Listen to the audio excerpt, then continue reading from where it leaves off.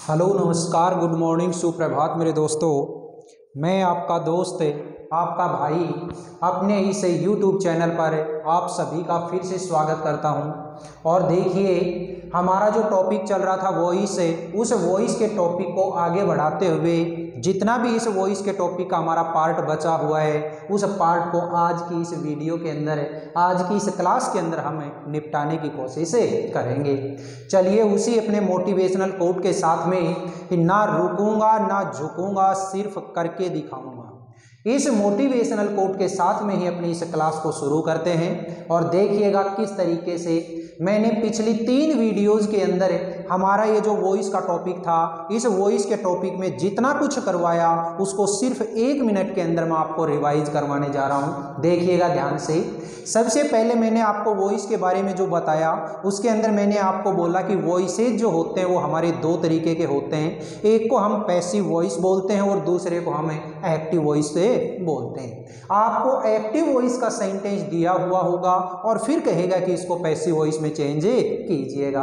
अब जब भी किसी एक्टिव वॉइस के सेंटेंस को हम पैसिव वॉइस में चेंज करते हैं तो उसके कुछ रूल रेगुलेशन होते हैं और उन रूल रेगुलेशंस के अंदर मैंने आपको बताया कि सबसे पहला जो इस एक्टिव पैसिव का रूल है वो क्या होता है कि एक्टिव वॉइस के ऑब्जेक्ट को पैसिव वॉइस का सब्जेक्ट बना दो और एक्टिव वॉइस के सब्जेक्ट को पैसिव वॉइस का ऑब्जेक्ट बना दो।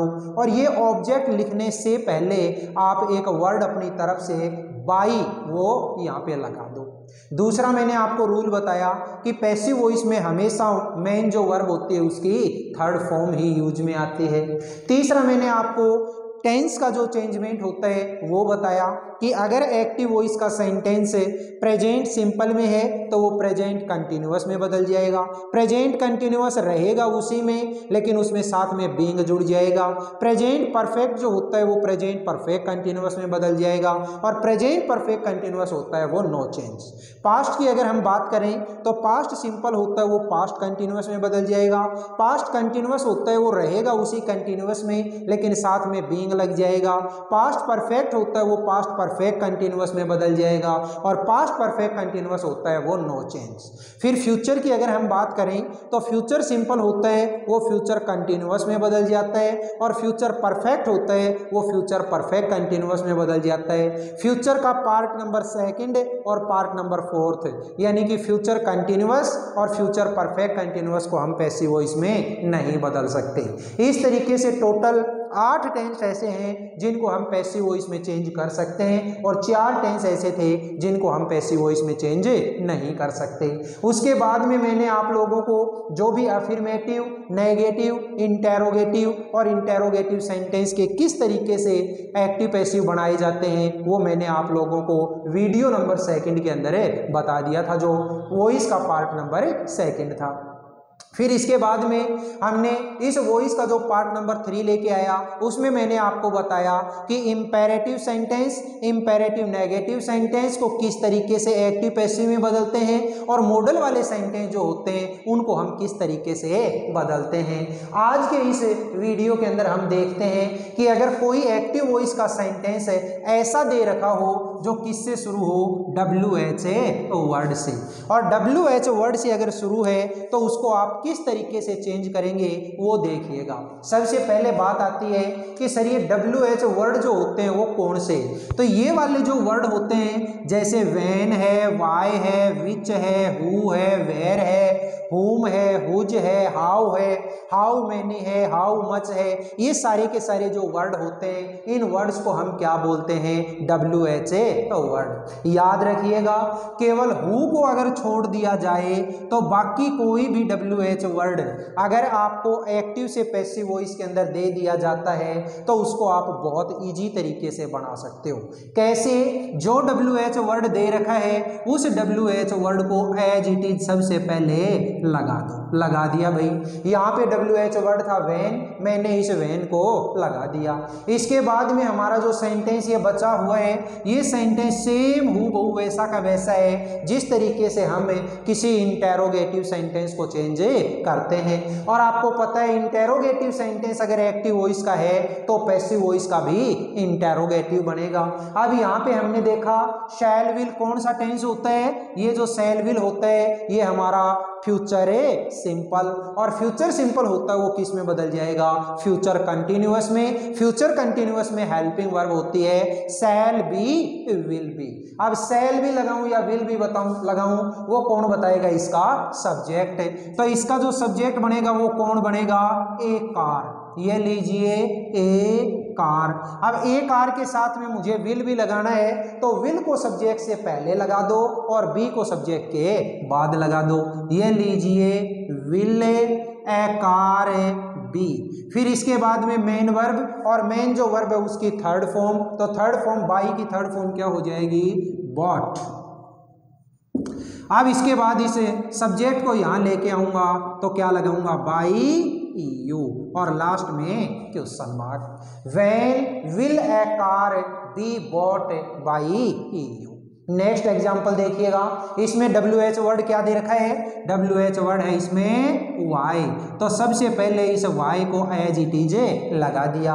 अब इसके बाद में मैंने देखा कि ये टेंस है, टेंस कौन सा है, EJMR प्रेजेंट कंटिन्यूअस, और प्रेजेंट कंटिन्यूअस जो होता है वो रहेगा उसी प्रेजेंट कंटिन्यूअस में, लेकिन साथ में एक वर्ड लग जाएगा बीइंग। तो मैंने इस सेंटेंस के अंदर ऑब्जेक्ट पकड़ा, और ऑब्जेक्ट क्या है इसका, योर हाउस है। तो सबसे पहले मैंने इस योर हाउस को क्या बना दिया, सब्जेक्ट।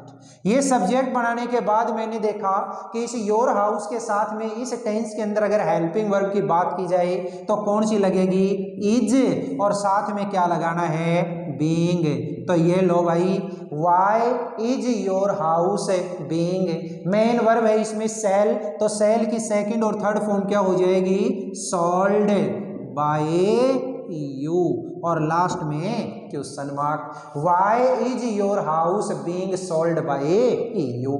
नेक्स्ट देखिएगा, हु से शुरू होने वाले, और याद रखिए जब भी हमारा सेंटेंस हु से शुरू होता है तो हम सेम हु को यहाँ पे नीचे नहीं उतारेंगे, बल्कि इस हु की ऑब्जेक्टिव फॉर्म क्या होती है, हुम।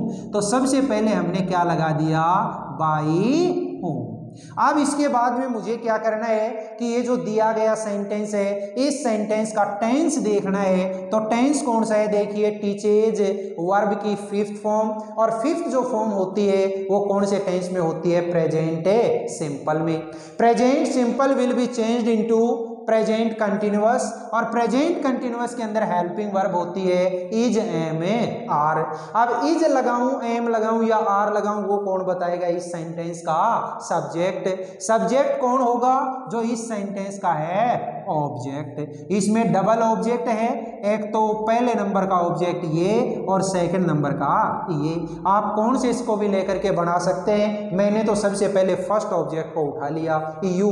तो यू के साथ में इज, एम, आर में से हेल्पिंग वर्ब क्या लगेगी, आर। सबसे पहले लगा दी, बाय होम में आर यू। अब इसके बाद में मेन वर्ब, और मेन जो वर्ब होती है उसकी थर्ड फॉर्म। तो टीच की थर्ड फॉर्म होती है वो क्या होती है दोस्तों, टॉट। टॉट जो बचा हुआ पार्ट है वो एज इट इज लगा दो, और लास्ट में question mark. By whom are you taught English. इसी सेंटेंस को हम ऑब्जेक्ट नंबर सेकंड को लेकर के भी बना सकते हैं। तो क्या हो जाएगा, by whom is English taught to you. Next देखिएगा, हु स्लेप्ट यू। तो देखो ये जो सेंटेंस है, इस सेंटेंस के अंदर हु था, इस हु को मैंने किस में बदल दिया, बाई होम में। अब इसके बाद में मैंने देखा इस सेंटेंस के अंदर टेंस कौन सा है, स्लेप्ड सेकंड फॉर्म है, और सेकंड जो फॉर्म है इसका मतलब टेंस है past simple, and past simple will be changed into past continuous. Past continuous के अंदर जो हेल्पिंग वर्ब होती है वो होती है वॉज वर्ब। अब वॉज लगाऊं या वर लगाऊं, वो कौन बताएगा, इस सेंटेंस का सब्जेक्ट। यहाँ सब्जेक्ट कौन होगा, जो इस एक्टिव वॉइस के सेंटेंस का है ऑब्जेक्ट। ऑब्जेक्ट है यू, इस यू को मैंने यहाँ पे सब्जेक्ट बनाया तो इसके लिए क्या हेल्पिंग वर्ब लगेगी, वर।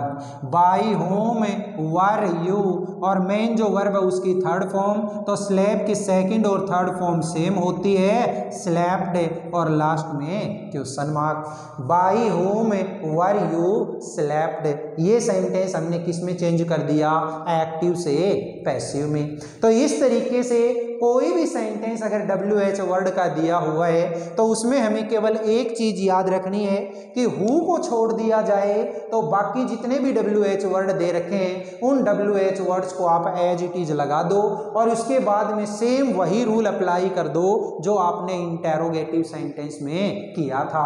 और अगर हु का सेंटेंस है तो सबसे पहले जो हु है उस हु को हमें किस में बदलना पड़ेगा, बाई होम में, और बाकी रूल पीछे वाले सेम रहेंगे।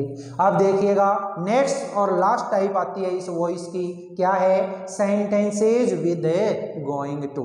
ऐसे सेंटेंस जिनके अंदर गोइंग टू दिया हुआ होता है तो उस सेंटेंस को आप किस तरीके से एक्टिव से पैसिव में चेंज करेंगे, देखिएगा दोस्तों।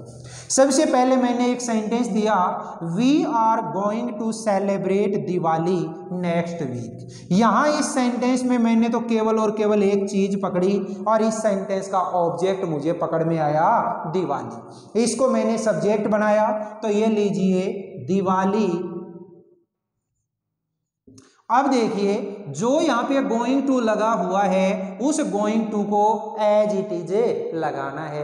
कैसे, देखो यहाँ पे हमने देखा वी के साथ में हेल्पिंग वर्ब थी आर, लेकिन दिवाली सिंगुलर है इसलिए आर नहीं होगा, क्या होगा, इज गोइंग टू। अब देखो मेन वर्ब क्या है, सेलिब्रेट, तो हमारा जो पैसिव वॉइस होता है वो पैसिव वॉइस के अंदर वर्ब की कैसी फॉर्म होती है, थर्ड फॉर्म। तो ये लीजिए मैंने थर्ड फॉर्म लगा दी, सेलिब्रेटेड, ठीक है। Next week by. अब इस वी को जब यहाँ पे उठा के लेके आओगे तो इसकी ऑब्जेक्टिव फॉर्म क्या होती है, अस। यहाँ पे ये जो सेंटेंस मैंने चेंज तो कर दिया लेकिन इस सेंटेंस के अंदर अभी थोड़ी सी दिक्कत है, और वो क्या दिक्कत है कि टू जो होता है उस टू के बाद में हमेशा वर्ब की कैसी फॉर्म आती है, फर्स्ट फॉर्म। और ये जो रूल होता है 2 + V1 इसको हम क्या बोलते हैं, इन्फिनिटिव। लेकिन यहाँ नीचे वाला जो सेंटेंस है इस सेंटेंस के अंदर पैसिव वॉइस कहता है कि मैं तो केवल थर्ड फॉर्म लेऊंगा, और यहाँ पे टू कहता है कि मैं तो फर्स्ट फॉर्म लेऊंगा। दोनों के बीच में हो गई लड़ाई, और इस लड़ाई को सुलझाने के लिए इंग्लिश के अंदर केवल एक ही बंदा फेमस है और उस बंदे का नाम क्या होता है दोस्तों, बी। तो यहाँ पे मैंने इस टू और सेलिब्रेटेड के बीच में क्या लगा दिया, बी। अब मेरा ये जो सेंटेंस है ये सेंटेंस बिल्कुल सही है, Diwali is going to be celebrated next week by us. ये सेंटेंस बिल्कुल सही है। नेक्स्ट एग्जांपल देखिएगा, ISRO is going to launch a new mission next month. तो देखिए इस सेंटेंस का जो ऑब्जेक्ट है वो ऑब्जेक्ट क्या है, ए न्यू मिशन। सबसे पहले सब्जेक्ट बना दिया, ए न्यू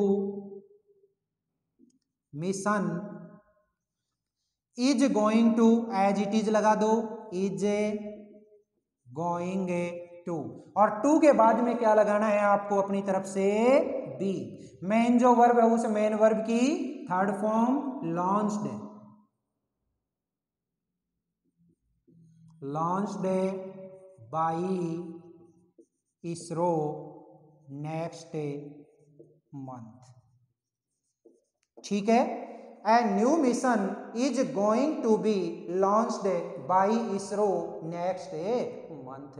तो देखिएगा दोस्तों इस तरीके से हमने वॉइस का जितना भी पार्ट था इसके अंदर आप लोगों ने affirmative sentence, negative sentence, interrogative sentence, interrogative negative sentence, इसके बाद में imperative sentence, imperative negative sentence, इसके बाद में मॉडल बेस्ड जो सेंटेंस होते हैं वो, और इसके बाद में WH वर्ड के सेंटेंस आते हैं वो, प्लस में जो हु वाले सेंटेंस होते हैं वो, और इसके बाद में गोइंग टू वाले सेंटेंस होते हैं वो।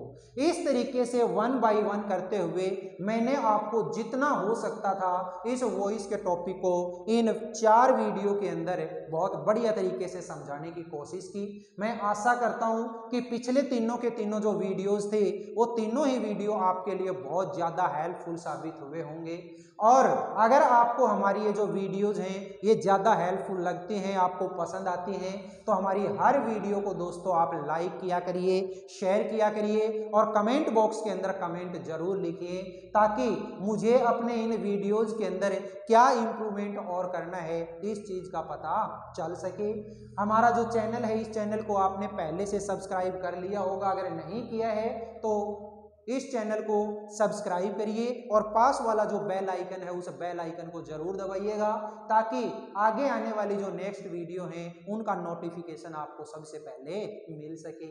एक बात और दोस्तों, मैंने पहले भी कई वीडियोस के अंदर आपको बताई है कि ऐसे बहन भाई जो हमारे इस पिलानी क्षेत्र के आसपास रहने वाले हैं उनके लिए पिलानी में हीरो एजेंसी के जस्ट सामने हमने LLTC यानी life line tuition centre coaching centre open कर रखा है, वहां पे भी आप संपर्क कर सकते हैं। चलिए दोस्तों, अब आज की इस क्लास को हम दी एंड करते हैं, फिर मिलेंगे, तब तक के लिए हंसते रहिए, मुस्कुराते रहिए और अपनी जो पढ़ाई है उस पढ़ाई को और अच्छे से धार देते रहिए।